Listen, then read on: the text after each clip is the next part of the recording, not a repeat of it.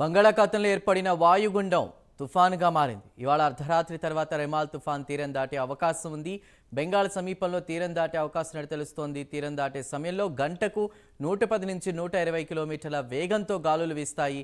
ఉత్తర ఒడిశా, బెంగాల్, ఈశాన్య రాష్ట్రాలు ఉపరితల ద్రోణి ప్రభావంతో తెలుగు రాష్ట్రాల్లో వర్షాలు పడే అవకాశం ఉంది. మత్స్యకారులు చేపల వేటకు వెళ్లొద్దని అధికారులు ఇప్పటికే హెచ్చరించారు.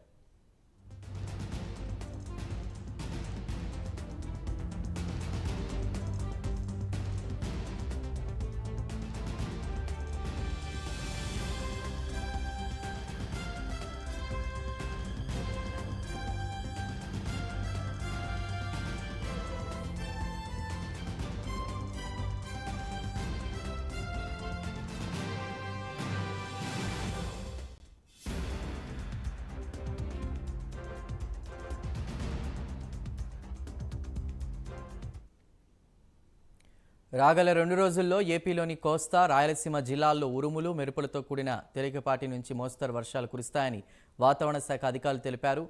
ఏపీపై తుఫాను ప్రభావం లేకపోయినా రాజస్థాన్, విదర్భ, తెలంగాణ మీదుగా బంగాళాఖాతం వరకు విస్తరించి ఉన్న ఉపరితల ద్రోణి ప్రభావంతో రాష్ట్రంలో పలుచోట్ల వర్షాలు కురుస్తున్నాయి. అనంతపురం, ఎన్టీఆర్, గుంటూరు, ఏలూరు, కృష్ణా, పశ్చిమ గోదావరి, ప్రకాశం, శ్రీ సత్యసాయి తదితర జిల్లాల్లో తేలికపాటి నుంచి ఓ మోస్తరు వర్షాలు పడ్డాయి.